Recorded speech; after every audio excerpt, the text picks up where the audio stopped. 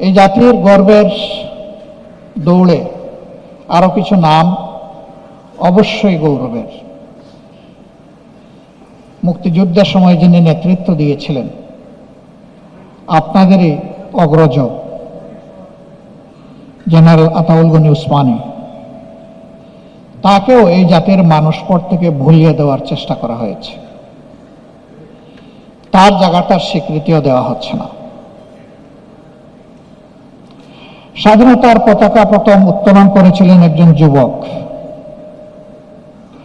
তার নামটাও আসে না, আসম আব্দুর রব।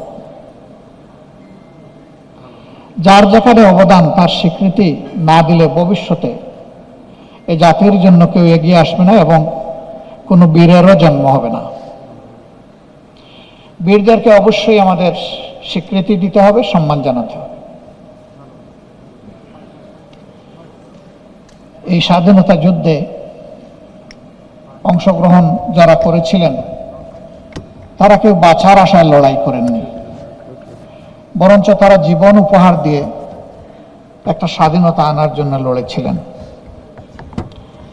আপনাদেরও এই তিন গর্বের বাহিনীর বিপুল সংখ্যক সহকর্মী তারা জীবন দিয়ে দুনিয়া থেকে বিদায় নিয়েছেন লড়াইয়ের ময়দানে।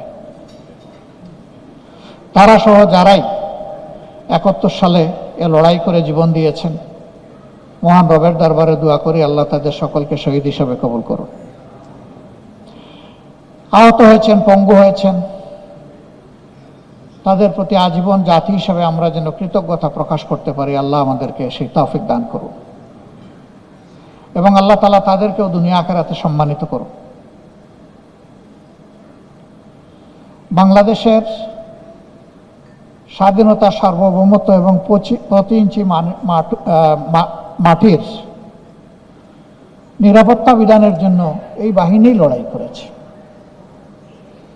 লড়াই করতে গিয়ে পার্বত্য চট্টগ্রামে অসংখ্য অফিসার এবং জওয়ানকে জীবন দিতে হয়েছে। তার হিসাব নিশ্চয়ই সশস্ত্র বাহিনীর কাছে আছে। তারা জীবন দিয়েছেন কিন্তু 1 ইঞ্চি মাটি কাউকে দেননি। আমরা তাদের প্রতি কৃতজ্ঞ, তাদেরকেও স্যালিউট জানাই। আমরা দোয়া করি আল্লাহ তাদেরকেও শহীদ হিসাবে কবুল করুন। দেশে অসংখ্য সার্ভিস আছে, কিন্তু একটা মাত্র সার্ভিস যেখানে ঢোকার সময় নিয়ত করে শপথ নিয়ে ঢোকা হয়, আমি জীবন দেব আমার দেশের জন্য, জাতির জন্য। আর কোনো সার্ভিসে এই ইন্টেনশন, এই এক্সপ্রেশন, এই কমিটমেন্ট থাকে না। আমি ডিসেম্বরের সম্ভবত 4 তারিখ আমরা আরেকবার বসেছিলাম এই আঙ্গিনায়, একটু ছোট পরিসরে। সেখানে বলেছিলাম আপনাদের তুলনা অন্য কারো সাথে নয়, আপনাদের তুলনা আপনাদের সাথে। আপনি তো অসম কারো সাথে তুলনা করতে পারেন না। আর কোন সার্ভিসে মানুষ জীবন দেওয়ার জন্য শপথ নিয়ে আসে? অন্য কোনো সার্ভিসে এই নজির নেই, এ বাস্তবতা নেই। 24-এর এই জটিল দিনগুলোতে সেনাবাহিনীর দায়িত্বপূর্ণ ভূমিকার কারণে এটা আমার এবং আমাদের দলের পারসেপশন, জাতি নির্ঘাত একটা সিভিল ওয়ার থেকে রক্ষা পেয়েছে। এখানে শুধু সার্ভিং অফিসার বা যারা এখন আছেন সেনাবাহিনী বা সশস্ত্র বাহিনীতে তারা না, যারা ইতিমধ্যে সশস্ত্র বাহিনী থেকে অবসরে গিয়েছেন অথবা জোর করে যাদেরকে অবসরে পাঠানো হয়েছে, তাদের সকলেরই দায়িত্বপূর্ণ সাহসী ভূমিকা ছিল। এই ভূমিকার জন্য আবারও আপনাদেরকে স্যালিউট। 3 তারিখ থেকে শুরু করে আপনারা যে ভূমিকা রেখেছেন 3, 4 এবং 5 তারিখ, এই ভূমিকাটা না রাখলে সম্ভবত আজকে বাংলাদেশে এই হলে এখানে দাঁড়িয়ে আমি কথা বলতে পারতাম না। সম্মানের সাথে আপনাদেরকে একটুখানি দাওয়াত দিয়ে এখানে হাজির করতে পারতাম না। সেই পরিবেশ এই বাংলাদেশ উইটনেস করত না।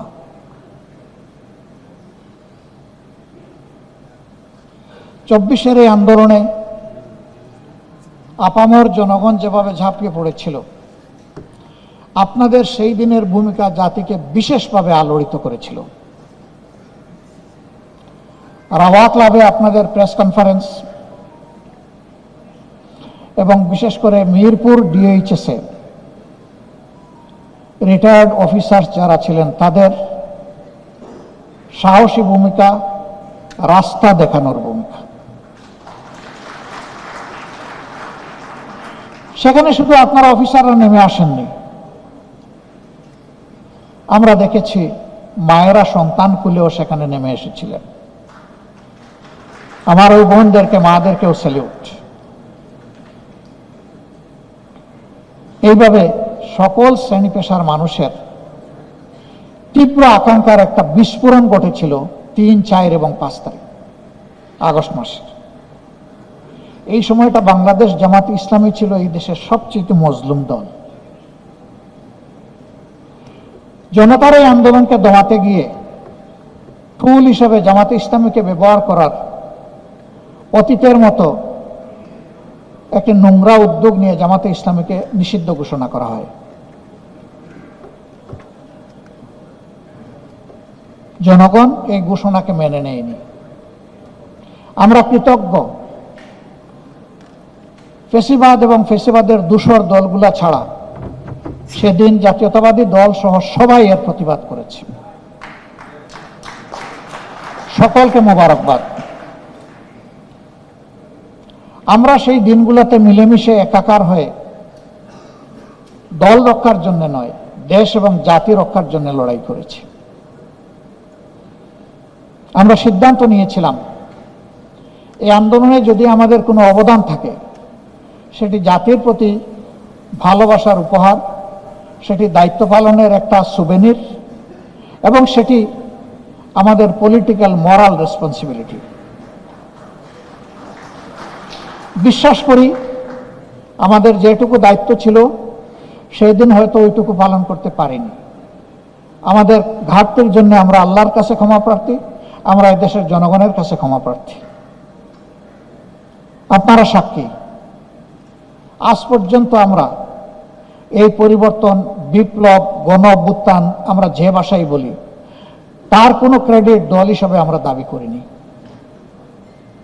বরঞ্চ আমাদের বর্তমান সরকার প্রধান দেশের বাইরে কোনো একটি দেশে গিয়ে যখন কোনো একজন বিপ্লবের অংশীদারকে মাস্টার মাইন্ড বলেছিলেন, আমিই প্রথম ব্যক্তি, আমি বলেছিলাম এখানে কোনো ব্যক্তি মাস্টার মাইন্ড আমরা মানি না। যদি এক ব্যক্তিকে মাস্টার মাইন্ড করা হয়, বাকি সকলের অবদানকে আন্ডারমাইন করা হবে, ওটা আমরা মানি না। এখানে বাংলাদেশের বিপ্লবী জনগণ সবাই মিলে আমরা মাস্টার মাইন্ড।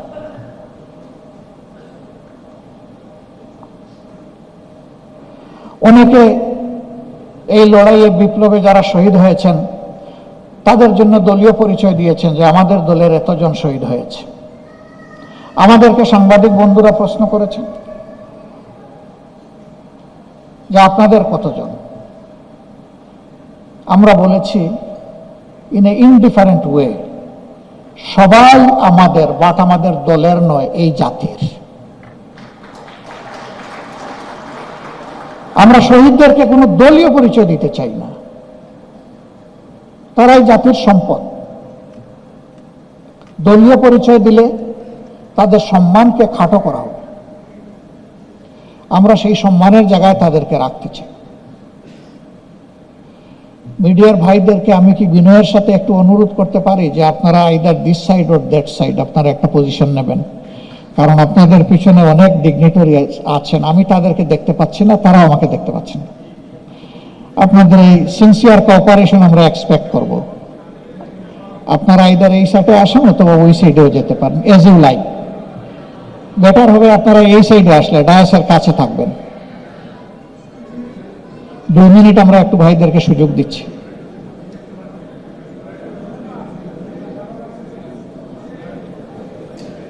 হ্যাঁ, না আমি দেখতে পাচ্ছি না, আমার অডিয়েন্স দেখতে হবে তো আমাকে। না, অসুবিধা হবে না, এনারা যদি নিতে পারে ওনারাও পারবে, আমি আশা করি। আচ্ছা, পিছনে যারা আছেন মিডিয়ার কাভারেজের জন্য নাকি ওখানে দাঁড়িয়ে আপনাদেরকে ডিস্টার্ব করলে ভালো হবে, আপনারা কি একটু স্যাক্রিফাইস করবেন তাহলে নাকি?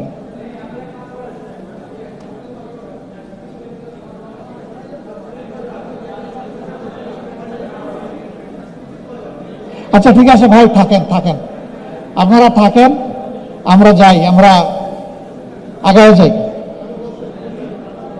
সম্মানিত, জি প্লিজ আপনারা বসে যান ভাই, সবাই বসে যান, থাকুক ওনারা থাকুক, ওনাদের জন্য একটু অসুবিধা হয়ে যায় জায়গাটা শিফট করলে। হ্যাঁ প্রবলেম নাই, থাকুন, আশরাফ ভাই আপনি বসে যান প্লিজ। আমি বলছিলাম যে জাতি হিসাবে মাথা যদি উঁচু করে আমাদেরকে দাঁড়াতে হয়, তাহলে মাথা উঁচু করে দাঁড়ানোর নেতৃত্ব যারা দেবেন তাদেরকে আমাদের কনসিপ্ট করতে হবে, অন্তরে ধারণ করতে হবে শ্রদ্ধার সাথে, এর কোনো বিকল্প নাই। আমাদের প্রিয় সেনাবাহিনীকে আমরা ওই জায়গায় পেয়েছি, আমরা এটাকে নিয়ে আরো এগিয়ে যেতে চাই। বাংলাদেশের কালচারে কিছু বিষয় বেমানান, কেন জানি কোনো একটা জায়গায় কনফিডেন্সের অভাব, এটা মাঝে মাঝে পরিলক্ষিত হয়। সে ফর এক্সাম্পল, আমাদের ডিফেন্স মিনিস্ট্রি রাষ্ট্রের চিফ এক্সিকিউটিভের হাতে থাকবে, তার তো লটস অফ জব, তিনি তো সব মিনিস্টারকে সুপারভাইজ করবেন, তিনি গার্জিয়ানশিপ দেবেন। সাচ এন্ড সাচ মিনিস্ট্রি যদি তার হাতে থাকে, এইটার হক তিনি কিভাবে আদায় করবেন আলাদাভাবে?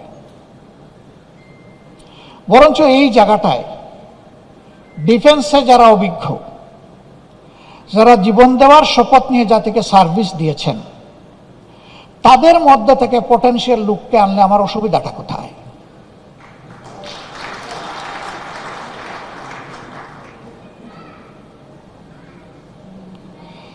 তারা তখন ফিল করবেন আমরা যে জাতির জন্য গভীর আস্থা এবং ভালোবাসা নিয়ে জীবন দেওয়ার শপথ নিয়েছিলাম, সেই জাতি আমাদেরকে দারুণভাবে শ্রদ্ধার সাথে ফিল করে। এইটা বাহিনীর কনফিডেন্স লেভেলকে অনেক উপরে নিয়ে যাবে। ইয়েস, প্রধান উপদেষ্টারও একটা অ্যাকাউন্টেবিলিটির জায়গা থাকতে হবে, প্রধানমন্ত্রীরও থাকতে হবে, প্রেসিডেন্টেরও থাকতে হবে, নান অ্যাবাভ দি অ্যাকাউন্টেবিলিটি। এটা একটা মিউচুয়াল চেক অ্যান্ড ব্যালেন্সের ব্যাপার, সেটা থাকবে।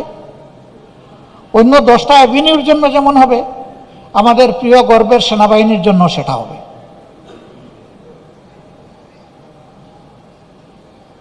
দেশের ভিতর মেনটেন করব সকল মিনিস্ট্রি নিয়ে, কিন্তু দেশের সীমানা অক্ষুণ্ণ রাখবে এই বাহিনী। সীমানা ঠিক থাকলে ভিতরের ফাংশন ঠিক থাকবে, সীমানা ঠিক না থাকলে ভিতরের ফাংশন এলোমেলো হয়ে যাবে।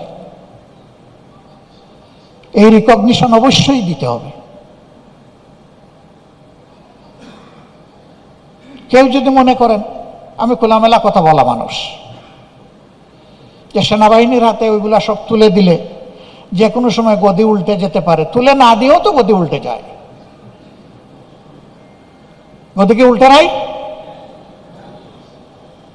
গদি উল্টার মতো পরিবেশ সৃষ্টি হলে গদি কিন্তু উল্টে যায়। তো গদির ভয় না করুন, দেশটাকে ভালোবাসুন। আপনাকে গদিতে বসিয়েছে জনগণ, তাদের লাইফ, ওয়েলথ এন্ড ডিগনিটি পাহারাদারি করার জন্য। সেই জায়গার জন্য রাষ্ট্রের এই 2টা গুরুত্বপূর্ণ দিক, শাসন যন্ত্রে যারা থাকবেন আর দেশ রক্ষায় যারা থাকবেন, তাদের মাঝে বোঝাপড়া হতে হবে একদম পয়েন্ট টু পয়েন্ট। এখানে সামান্য কোনো গ্যাপ হলে দেশ ক্ষতিগ্রস্ত হবে।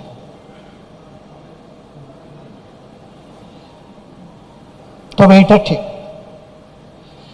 যে সবার জন্য একটা ডেফিনিট জব ডেসক্রিপশন আছে, সবার জন্য একটা লিমিট আছে।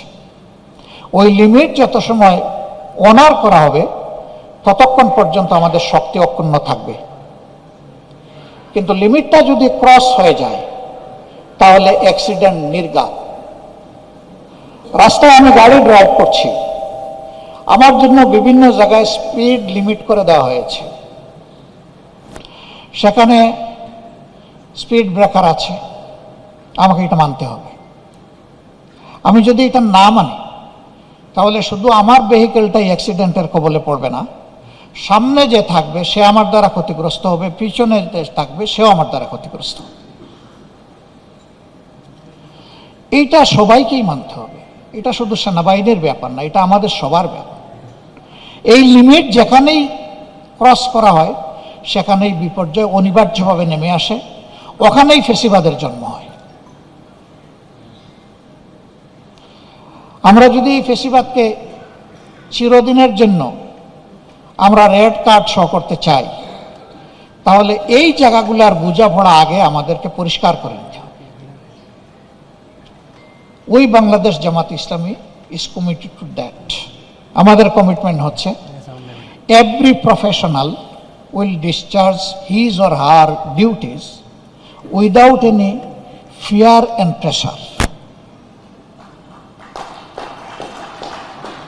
তার ভয় থাকবে না এই কাজটা করলে কে আবার নাখুশ হয়ে যায়, তার ভয় থাকবে এই কাজটা আমার জ্ঞান এবং বিবেক সম্মত হচ্ছে কিনা, আমার জন্য যে রুলস বেঁধে দেওয়া হয়েছে এই রুলসের ভিতরে আছে কিনা, এনাফ। এটা হলে তিনি আর পিছনের দিকে তাকাবেন না, ডানেও তাকাবেন না, বামেও তাকাবেন না। বাট আমরা এখন বসবাস করছি এইরকম একটা ভয় ভীতি আশঙ্কার সমাজের মধ্যে। আমরা সেনাবাহিনীকে, প্রিয় সেনাবাহিনীকে দেখতে চাই। 18 কোটি মানুষের দেশের এই সেনাবাহিনী, পৃথিবীর 7ম জনগোষ্ঠীর এই সেনাবাহিনী, বিশ্বের দরবারে তারা বাংলাদেশকে উঁচু করে তুলে ধরবেন। ইয়েস, পিস কোরের মাধ্যমে বিশ্বের বিভিন্ন জায়গায় তুলে ধরছেন, আমরা চাই বাইরে এবং ভিতরে সব জায়গায় সমানভাবে তারা তুলে ধরবেন। আমাদের সেনাবাহিনী বিশ্বের জন্য নয়, মূলত আমাদের দেশের জন্য। বিশ্বে আমরা যে সার্ভিসটা দিয়ে থাকি এটা আমাদের অ্যান্সিলারি সার্ভিস, আমাদের ম্যান্ডেটরি সার্ভিসটা হচ্ছে আমাদের প্রিয় দেশ। এটি যদি করতে হয় তাহলে সেনাবাহিনীর প্রতি সরকারের যেমন বিশেষ দায়িত্ব রয়েছে, সেনাবাহিনীরও শুধুমাত্র প্রফেশনালিজমের দিকেই তাদেরকে নজর দিতে হবে, আর কোনো দিকে নয়। আমরা যদি সেনাবাহিনীকে একটা প্রফেশনাল ফোর্সেস হিসাবে আমরা গড়ে তুলতে পারি, দুনিয়া আমাদেরকে সমীহ করুক না করুক সম্মান করতে বাধ্য হবে। কেউ আমাদের দিকে লাল চোখ তুলে তাকানোর সাহস করবে না। আমাদের সেনাবাহিনীর সাইজ কত বড় এটা বড় কথা না, আমাদের সেনাবাহিনীর উইজডম, কারেজ এন্ড ট্যাকটিক, এই 3 জায়গায় আমাদের সেনাবাহিনী কোথায় আছে এটা হচ্ছে বড় কথা। আমরা ওই 3 জায়গাকে একদম আয়রনিক করে আমরা এই জায়গাগুলা দেখার পক্ষে। সম্মানিত বন্ধুগণ, জাতি এখন একটা ক্রস রোডে। 12 তারিখ আগামী মাসে নির্বাচন হবে, আজকে থেকে হাতে গোনা 30টি দিন আছে। এই মাস 31 দিনের হওয়ার কারণে নির্বাচনের দিনটা মাইনাস। জাতীয় জীবনে এই নির্বাচনের গুরুত্ব সীমাহীন। আগের নির্বাচনগুলো কিছু কিছু ডিসপিউট থাকলেও নির্বাচন তো একটা ফর্মে হয়েছে, কিন্তু 3টা নির্বাচন 14, 18, 24 এটা নির্বাচনের কোনো মিনিমাম ফরম্যাটে পড়ে না। এর সাক্ষী আমরা সবাই। এখন যাদের বয়স 35 থেকে 36 তারা জীবনে একটা ভোটও দেওয়ার সুযোগ পায়নি, যদিও তাদের 3বার ভোট দেওয়ার কথা। তাদেরকে ডিপ্রাইভ করা হয়েছে, সারা নেশনকে ডিপ্রাইভ করা হয়েছে। এখন আগামী ইলেকশনটা কেমন হওয়া উচিত? আমি ইলেকশনের কোনো পার্টির পক্ষে কোনো ক্যাম্পেইন করব না, কথা বলবো না, এটি এখন বলা উচিত নয় এই সময়টা। বাট কি ধরনের ইলেকশন আমরা চাই? আমরা এমন একটা নির্বাচন চাই যেখানে প্রত্যেকটি ভোটার, নাগরিক ভোট সেন্টারে যাবে উইথ প্লেজার অ্যান্ড কমফর্ট। তার সামনে অন্য কোনো চ্যালেঞ্জ থাকবে না, অন্য কোনো চিন্তা থাকবে না যে আমার ভোটটা আমি দিতে পারবো তো, ভোট দেওয়ার পরে আমার ভোটের রেজাল্ট এবং রিফ্লেকশন আমি পাবো তো, এরপরে রেজাল্ট যখন হবে তখন আমি আমার প্রত্যাশার দেশটি, সমাজটি আমি পাবো তো। এই ধরনের প্রশ্ন তার মধ্যে জাগবে না। যদি সেই পরিবেশ আমরা নিশ্চিত করতে পারি তাহলে এই নির্বাচন হবে সুষ্ঠু, নিরপেক্ষ এবং গ্রহণযোগ্য। আমাদের দিক থেকে আমরা ফুললি কমিটেড। আজকেও ইউরোপিয়ান ইউনিয়নের চিফ অবজারভেশন টিমের যিনি চিফ, তিনি আমরা একসাথে বসেছিলাম। ওনাকে যখন বললাম যে আমরা এই নির্বাচনকে একটা আইকনিক নির্বাচন হিসেবে দেখতে চাই, যেটা আমাদের প্রধান উপদেষ্টা বলেছেন, যেটা নির্বাচন কমিশন বলছে, আমরা এটাকে কথায় নয় কাজে দেখতে চাই। এবং এটাকে এইভাবেই যদি আমরা দেখতে চাই তাহলে আমাদের প্রত্যেকটা ভোটিং বুথকে সিকিউর করতে হবে। এর জন্য প্রয়োজন হবে প্রত্যেক বুথে সিসি ক্যামেরা সেট করা। এ দাবি আমরা মূল থেকে করে আসছি, কিন্তু আমরা আমাদের সরকার এবং ইলেকশন কমিশনকে রিলাক্টেন্ট দেখতে পাচ্ছি। Where is the problem? Money 28 lakh কোটি টাকা বাংলাদেশ থেকে লন্ডার করে বাইরে পাঠানো হয়েছে, আর এর বাইরে আরো যেগুলো লুট করা হয়েছে সেটার হিসাব কিন্তু কেউ জানে না। এ দেশ ওই দিক থেকে গরিব নয়।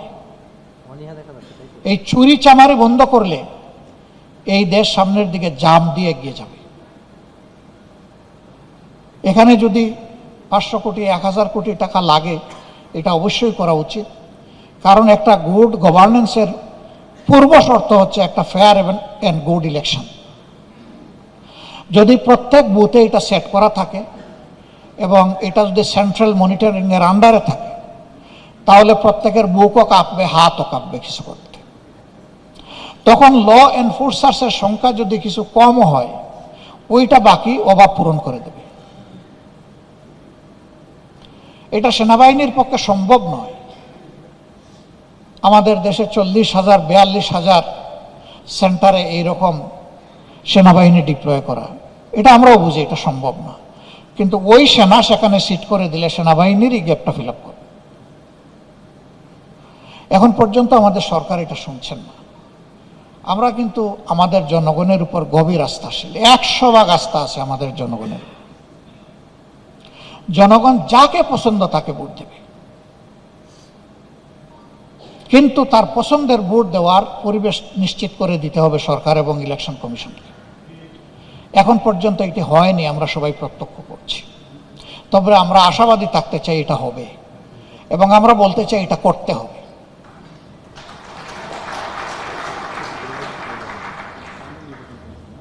কেউ যদি না পারেন তা সরে যাওয়া উচিত, যে পারবে সে এসে করুক। কিন্তু আপনি দায়িত্ব নেবেন এবং করবেন না, এটি দায়িত্বের অবহেলা নয়, এটা দায়িত্বের ভায়োলেশন। আমরা সেই ভায়োলেশন দেখতে চাই। অনেক ভয়ভীতি সমাজে কাজ করছে। এখনো কেন সাংবাদিকরা এই প্রশ্ন করবে যে 12 তারিখ ইলেকশন হবে কিনা, আপনারা কনফিডেন্ট কিনা, ইলেকশন সুষ্ঠু হওয়ার ব্যাপারে আপনাদের কোনো সন্দেহ আছে কিনা? এই প্রশ্ন কেন করে? নিশ্চয়ই কিছু কারণ আছে বলেই তো করে। ওই কারণগুলো রিমুভ করতে হবে। একটা ইলেকশন কি সবকিছুর সমাধান? না, কিন্তু এটা শুরু। একটা বীজ না রইলে তো গাছ উঠবে না। এই ইলেকশনটা, ফেয়ার ইলেকশনটা হচ্ছে একটা ফেয়ার সোসাইটি, একটা গুড গভর্নেন্সের একটা আস্ত বীজ। এই বীজ রোপণ না করলে তো গাছ উঠবে না। আর আল্লাহর কসম, আমরা ওই বিগত 3 নির্বাচন বা 4 নির্বাচনের মতো কোনো নির্বাচন দেখতে চাই না। আমরা বোঝাপড়ার কোনো নির্বাচন একেবারেই দেখতে চাই না। বোঝাপড়া কোনো অথরিটির সাথে হবে না, বোঝাপড়া হবে রাজনৈতিক দলগুলার ভোটারদের সাথে সরাসরি, অন্য কারো সাথে না। আমরা সেই নির্বাচনটা দেখতে চাচ্ছি। যদি আমরা সবাই মিলে সচেতন দেশবাসী, আমরা যদি সচেতন থাকি, আমাদের বিশ্বাস যদি কেউ কোনো ধরনের মেকানিজম করার চিন্তা মাথায় এসেও থাকে, তারা পালাতে বাধ্য হবে ইনশাআল্লাহ। আমরা ইয়াংদেরকে কথা দিয়েছি, জীবনে 2-4টা হলেও তো ভোট আমরা দিতে পেরেছি, তোমরা পারোনি। এবার তোমরা ভোট দিবা, আর তোমাদের ভোটের আমরা পাহারাদারি করব। আমরা পাহারাদারি করব তোমাদের ভোটের, তোমরা পাহারাদারি করবো আমাদের জাতির। এই দায়িত্ব তোমাদেরকে নিতে হবে।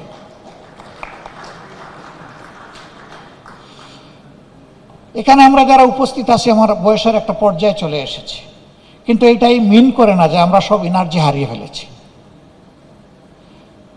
আমি সম্মানিত ভাইদের সাথে যখন হাত মিলাচ্ছিলাম, তখন মনে হচ্ছিল এখনো তিনি যোদ্ধা।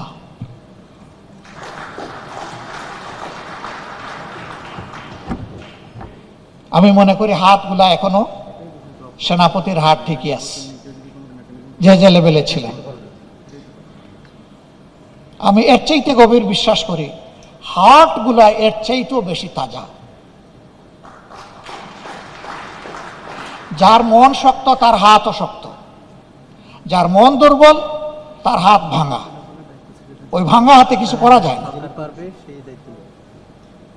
এই জন্য সব কাজের ইন্টেনশনটা হচ্ছে তার রুট। আমরা আশা করব আপনারা জাতিকে আগে সেফগার্ড দিয়েছেন, টেরিটোরিয়াল সেফগার্ড। এখন আপনাদের দীর্ঘ অভিজ্ঞতা থেকে, সামাজিক দায়বোধের জায়গা থেকে, আগের দায়বোধের জায়গা ছিল রাষ্ট্রীয় দায়বোধ, এখন দায়বোধের জায়গাটা হচ্ছে সামাজিক দায়বোধ। এই দায়বোধের জায়গা থেকে আপনারা এগিয়ে আসবেন। এটি জরুরি নয় যে আপনাদের সকলকে জামাতে ইসলামীতেই জয়েন করতে হবে, বাট এটি জরুরি শেষ বয়সে পরবর্তী প্রজন্মের জন্য ভালো কিছু আমাদেরকে দিতে হবে ইনশাআল্লাহ। আমি ওয়েল কনফিডেন্ট আপনারা পারবেন, আমরা পারবো ইনশাআল্লাহ। আমরা কমিটেড দেশপ্রেমিকগুলার হাত এক জায়গায় করার চেষ্টা করছি। বলবেন যে এর বাইরে যারা, তারা কি দেশপ্রেমিক না? হ্যাঁ, সোনা খাঁটি না বেঁকি, এটা বোঝার জন্য কষ্টি পাথরে গোসা মারতে হয়। আমরা 3টা গোসা দিয়েছি। এই 3 গোসায় যারা টিকবে, আমরা বিশ্বাস করি জাতির প্রতি তাদের কমিটমেন্ট আছে। Number 1, will fight together against corruption. নিজে করাপশন করব না এবং কাউকে করাপশন করতে দেব না। Number 2, justice for all and equal will be asserted. গরিবের টাকা নাই তাই সে বিচার পাবে না, না, এটা হবে না। এক মুক্তিযোদ্ধার মেয়েকে তার জীবন ধ্বংস করে, ইজ্জত ধ্বংস করে, তাকে হত্যায় প্ররোচিত করা হয়েছিল, সে দুনিয়া থেকে বিদায় নিয়েছে। সে কি আজ পর্যন্ত বিচার পেয়েছে? এই বিচার চূড়াবালিতে এখন আছে। আমরা দেখতে চাই ওই বিচারগুলো আগে হোক। আমরা দেখতে চাই না দুর্নীতির লেজ ধরে টানাটানি করা হচ্ছে। আমরা দেখতে চাই দুর্নীতির কান ধরে টান দেওয়া হয়েছে।